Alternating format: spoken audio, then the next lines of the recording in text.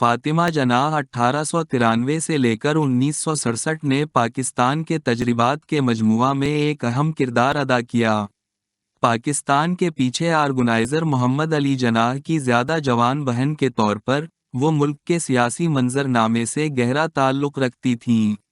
اس کے بارے میں چند مرکزی مسائل یہ ہیں۔ سیاسی پیشہ فاطمہ جناح 1960 سے لیکر 1967 میں اپنے انتقال تک پاکستان میں مزاحمت کی سربراہ تھیں۔ اس نے پاکستانی ترقی کے دوران دو ملکی مفروغہ کو مؤثر طریقے سے برقرار رکھا اور انگریزی حجاج کی حکمرانی کے خلاف چلی گئی۔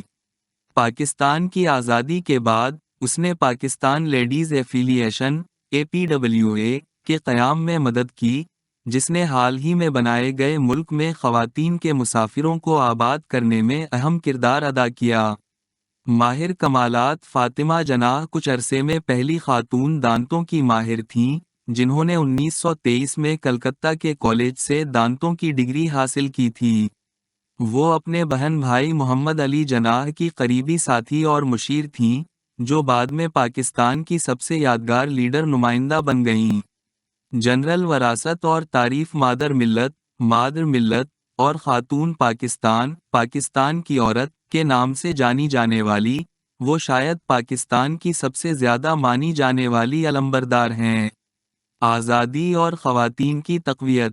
کراچی میں ان کی یادگاری تقریب میں تقریباً 1,000 لوگوں نے شرکت کی۔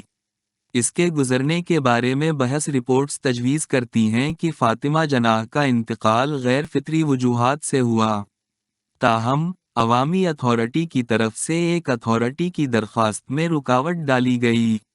اس کی وراثت برقرار ہے اور پاکستان میں متعدد تنظیمیں اور عوامی مقامات اس کا نام رکھتے ہیں۔